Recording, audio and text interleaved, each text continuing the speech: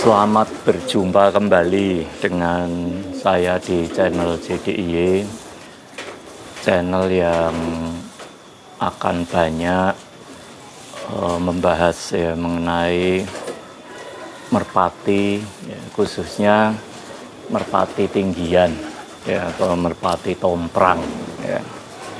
Nah, kali ini kita akan melanjutkan di sesi tanya jawab ya.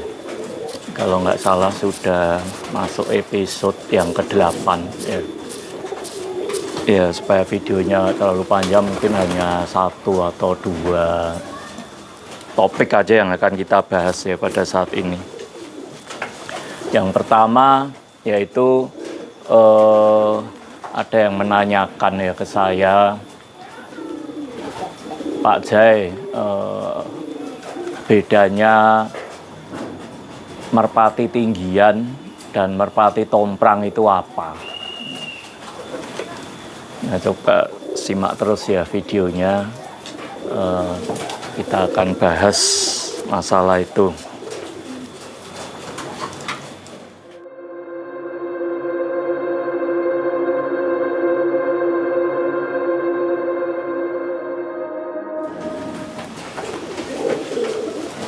Kalau kita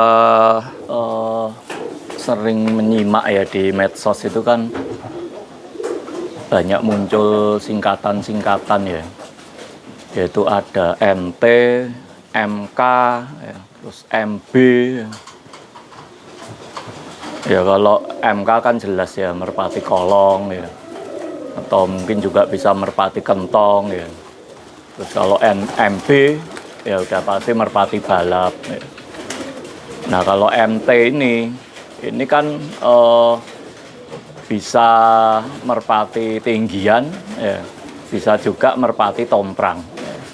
Nah, kebetulan beberapa hari yang lalu ada yang inbox saya menanyakan ya, Pak J, sebetulnya bedanya merpati tinggian dan merpati tomprang itu apa ya? Ya, sebetulnya kalau menurut saya ya hampir nggak ada bedanya ya, karena yang namanya merpati tinggian dan tomprang ini kan sama-sama basicnya merpati tinggian ya. Jadi kalau merpati tinggian itu lebih ke jenis burungnya, sedangkan merpati tomprang atau kata tomprang itu mungkin menurut saya lebih ke jenis permainannya ya, seperti itu. Nah, untuk kali ini saya akan fokus membahas mengenai apa sih sebetulnya bedanya MT ya, merpati tinggian, atau MT merpati tomprang ya.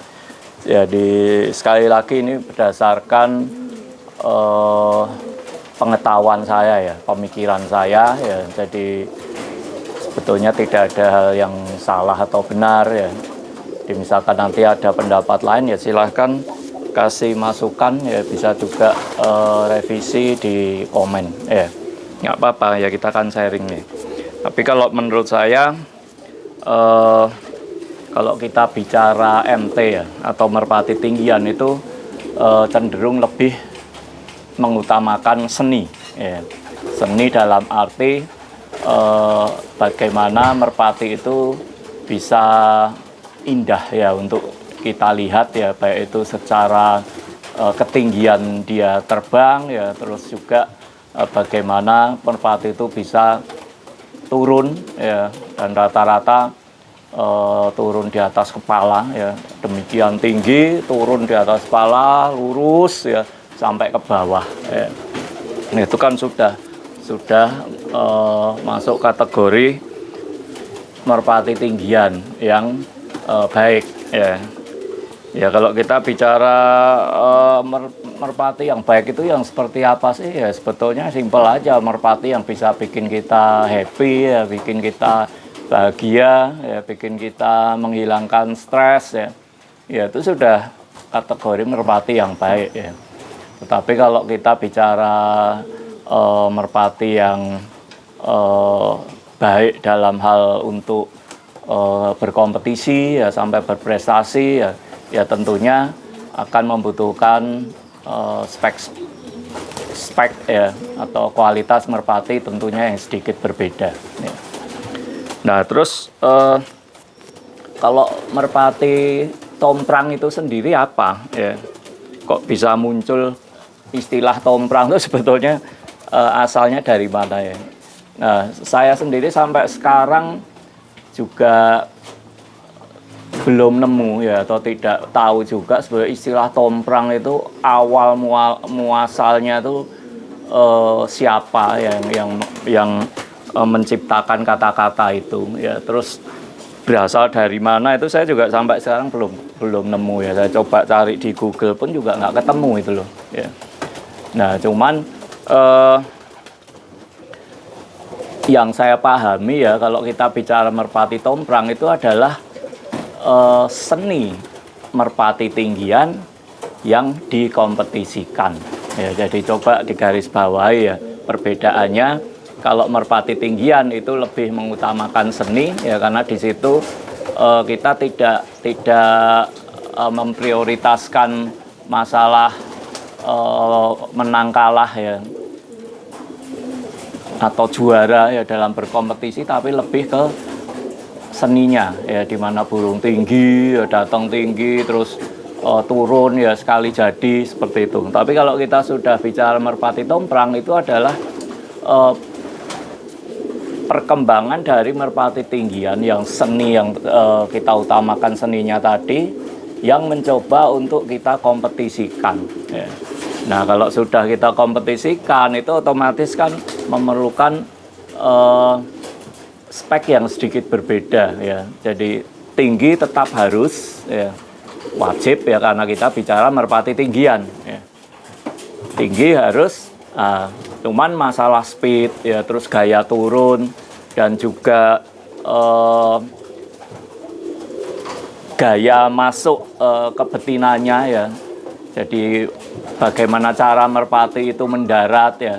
Nah itu menjadi salah satu hal yang wajib diperhitungkan gitu loh.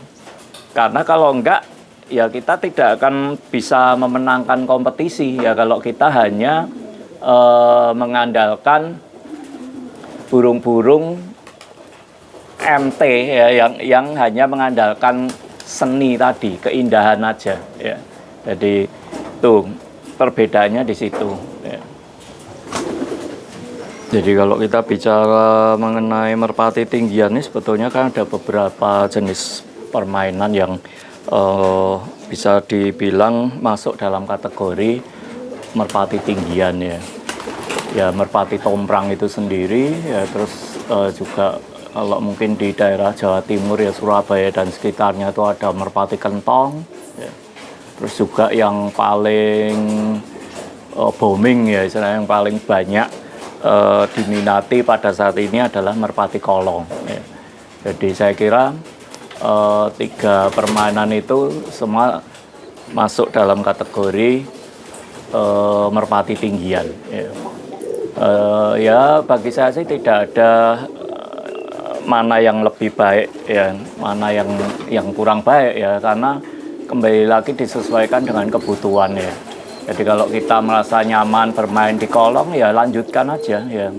Kalau kita merasa lebih nyaman main di kentong ya karena menyesuaikan dengan daerah yang dimana di situ memang ramainya merpati kentong ya, itu tidak salah ya, lanjutkan dan itu bagus ya, menurut saya bagus. Nah kalau ditanya secara pribadi ya, buat saya pilih yang mana ya, untuk sampai saat ini saya masih tetap fokus di merpati tomprang ya, dimana memang basicnya adalah seni dari merpati tinggian yang kita kompetisikan ya. Jadi saya dapat dua-duanya ya. Jadi seni merpati tinggiannya itu saya dapat ya, karena burung juga benar-benar full tinggi ya. Terus juga kualitas dari burungnya saya juga dapat ya, karena dikompetisikan ya. Jadi kualitas burung itu terukur ya, ada pembanding ya di situ ya. Nah, mungkin terus akan timbul pertanyaan ya, eh, merpati tinggian yang baik itu yang seperti apa? Ya, ya jawabannya sebetulnya semua merpati tinggian ya baik ya. Yang penting kita bisa sesuaikan dengan kebutuhan kita. Ya. Jadi peternak dan pemain ya yang cerdas ya itu dia harus bisa menyesuaikan ya spek burungnya dengan tempat ya di mana burung itu nanti akan berkompetisi ya. Jadi kita ini mau bicara tomprang ya. Berarti kan kalau kita bicara merpati tomprang itu adalah seni merpati tinggian ya. Itu yang kita kompetisikan ya. Nah, makanya kalau di dalam permainan merpati tomprang ya, itu spek burung yang benar-benar berkualitas ya, itu sangat penting ya. Karena tidak cukup ya burung hanya sekedar tinggi ya, terus sekedar turun metel ya, atas kepala sampai bawah itu tidak cukup ya. Tapi harus benar-benar burung yang memiliki spek yang bisa dibilang komplit ya. Tingginya dapat, mutusnya dapat, dan speed turunnya juga harus kenceng ya, dan sampai ke betinanya juga harus tepat ya. Diusahakan yang tepat betina, isi kenceng tapi kontrolnya bagus ya. Makanya kalau kita bicara spek merpati tinggian yang komplit ya, yang baik ya, ya kalau menurut pandangan saya pribadi itu ya adalah merpati tomprang ya. Karena apa? Karena kalau di merpati tomprang ini kan secara logikanya ya itu diwajibkan burung itu memiliki mata yang harus baik ya, harus bagus ya. Karena apa ya, burung terbang sedemikian tinggi ya sampai hampir tidak kelihatan ya, sampai hampir tidak kelihatan. Itu kalau burung itu matanya tidak baik kan tentunya mereka akan kesulitan ya untuk melihat ke bawah ya. Kan secara logikanya kalau kita melihat ke atas burung itu hanya satu titik kecil ya, otomatis burung yang terbang di atas dia melihat ke bawah, melihat geberan yang kita pegang ya, betina yang kita pegang, berarti kan juga hanya satu titik kecil ya. Nah, makanya kalau di merpati tomprang mata merpatinya itu tidak baik ya, tentunya dia nggak turun ya. Karena apa ya? Karena penglihatannya nggak jelas melihat ke bawah. Satu itu. Terus yang kedua pasti memang dibutuhkan fisik yang jauh lebih baik ya. Karena apa? Terbang jarak 5-7 km ya kan, dengan ketinggian yang sedemikian luar biasa ya, tentunya di atas kemungkinan angin juga lebih besar ya, otomatis dibutuhkan fisik dan tenaga yang lebih baik ya. Dan juga mental yang tentunya jauh lebih baik ya, karena otomatis kalau diadu tomprang gandeng rapet ya, dengan sedemikian tingginya itu akan bertarung sampai ke bawah ya. Dan kalau mentalnya tidak baik ya, biasanya di tengah perjalanan turun mungkin bisa juga tidak kuat ya, istilahnya muter lagi ya, dan baru turun ya. Jadi makanya kalau kita sudah bicara merpati tinggian tomprang ya, atau merpati tinggian, seni merpati tinggian yang dikompetisikan ya, itu tidak bisa kita hanya memilih asal-asalan ya. Jadi kalau burung walaupun tinggi turun tapi speednya kurang kenceng ya, terus posisi masih tinggi, burung sayapnya sudah buka ya, ini ngebiak, apalagi waktu turun ke bawah sudah betinanya dilepas saja, dia masih jauh dari betina turunnya ya, blender istilahnya ya. Ya itu kalau buat saya burung-burung seperti itu nggak saya pakai ya, karena riskan sekali karena pada saat kita lomba ya atau burung itu diadu, kita akan was-was gitu loh, karena burung itu tidak disiplin ya kebetinannya, terus speed turunnya istilahnya kalau di kolam mungkin 1, 2, 3-nya ya. Nah 3-nya itu kurang bagus ya agak gambling gitu loh ya, agak gambling. Jadi kita kan tidak mau burung kita ini menjadi pemenang hanya karena keberuntungan ya. Jadi saya pribadi, jika burung saya itu menjadi juara ya atau menjadi pemenang ya sebisa mungkin bukan karena baru hoki atau beruntung ya, tetapi ya memang karena kualitas burung kita itu baik ya. Jadi makanya kalau ya kadang saya ya cuman batin ya, istilahnya saya simpen dalam hati aja. Banyak yang waduh kalau ngiklan di Facebook luar biasa ya, tapi setelah saya lihat videonya, lah burung masih tinggi sudah ngebiak gini ya. Karena kita sering ya pengalaman di panggung itu pada saat berkompetisi ya burung diadu itu ada burung tinggi sudah mutus duluan, gini yang turun ya, tetapi ternyata bawahnya tidak baik ya, jadi masih tinggi sudah ngebiak atau mungkin dia tidak disiplin kebetinannya, dia buang agak jauh, akhirnya kalah karena disusul dengan burung lawannya yang walaupun secara normalnya harusnya kan kalah ya, tetapi karena dia lebih disiplin ya, kebetinannya lebih baik ya, akhirnya itu sebagai pemenang ya. Makanya kalau di Tomprang kita wajib diusahakan memiliki merpati dengan spek yang komplit ya, speednya harus kencang ya, terbangnya harus stabil tinggi, mutusnya bagus ya, gaya turunnya harus anteng ngelos ya, terus diusahakan tidak goyang ya, terus sampai kebetinannya itu harus kencang ya, harus ngisi tetapi memiliki kontrol yang baik ya. Nah untuk menciptakan burung seperti itu tentunya tidak mudah ya, butuh eksperimen ya, trial error dan waktu yang sangat panjang ya, butuh biaya yang tidak sedikit juga ya.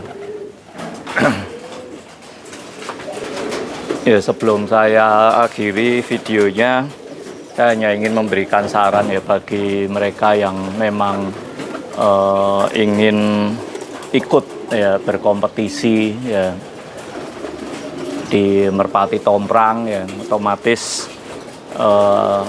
ikut melatih ya, mencoba hasil ternakannya ya di lapak-lapak Tomprang yang ada ya. Lapak Tomprang banyak ya, apalagi di Jakarta itu banyak sekali ya, Jakarta, di Cilacap atau di Muntilan ya. Ya saran saya sih kita harus update materi ya. Jadi karena seperti kita ketahui ya, dengan perkembangan zaman ya, pada saat ini merpati Tomprang atau merpati tinggian ini sudah sangat berbeda ya dengan merpati jadul ya, zaman dulu yang hanya mengandalkan seni ya, karena dulu kan hanya permainan rumahan ya. Jadi pulang kerja kita nongkrong di rumah ya, terus kita melihat gaburan ya yang tanpa dibumbui dengan persaingan ya. Nah tetapi kalau kita sudah bicara bermain di lapak ya, nah di situ kita baru akan ketahuan spek merpati kita itu sebenarnya posisinya ada di mana ya, karena di situ ada pembanding ya, ada alat ukurnya ya. Beda cerita kalau kita hanya gabur-gabur sendiri di satu kandang ya, apalagi gandengannya cuma settingan dengan untulan ya, yaitu ceritanya akan sangat berbeda pada saat burung itu kita masukkan ke sebuah lapak ya dan berkompetisi di situ ya. Jadi saran saya kita harus jangan alergi untuk belajar ya, memasukkan daran-daran merpati baru ya, yang bisa mengikuti perkembangan zaman gitu loh. Ya, jadi ini kita bicara merpati tomprang ya, merpati tinggian yang dikompetisikan ya. Tetapi kalau kita memang kebutuhannya hanya sebagai hiburan di rumah ya, saya kira nggak ada salahnya ya kita menggunakan merpati-merpati jadul zaman dulu ya, yang karakternya biasanya terlalu lama muter di lepasan, istilahnya nyumur ya, terus baru jalur, burung tinggi ya, tinggi metel atas kepala turun ya, tetapi speednya kurang ya, terus posisi masih tinggi, dia sayapnya sudah kebuka ya. Ya itu karena kita tujuannya hanya sebagai hiburan, nggak ada salahnya ya, itu sudah cukup baik ya. Ya tetapi kalau kita bicara kita ingin ikut berkompetisi di suatu lapak, ya tentunya spek-spek seperti itu ya bagi saya pribadi itu tidak bisa dipakai ya. Karena kita harus menyesuaikan ya dengan pembanding lawan-lawan yang ada di situ kan speednya tinggi-tinggi ya, speednya kenceng-kenceng ya. Jadi kalau kita hanya pasrah dengan burung-burung jadul yang kita punya dulu, ya akhirnya kita akan kesulitan ya untuk memenangkan suatu kompetisi ya. Jadi perkembangan merpati tinggian saat ini sudah sangat luar biasa ya. Burung tetap tinggi ya, full tinggi ya, metelnya dapat ya, lossnya kencengnya luar biasa, bawahnya juga kenceng ngisi dan kontrolnya bagus ya. Itulah merpati tomprang tinggian yang spek yang sebetulnya kita cari. Oke, saya kira itu dulu videonya kali ini supaya tidak terlalu panjang ya.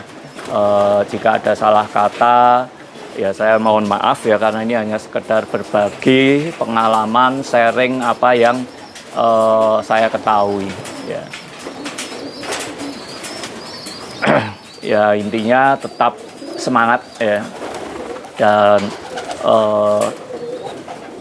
lestarikan terus merpati tinggian ya, merpati tomprang ya, dan semoga bermanfaat. Terima kasih.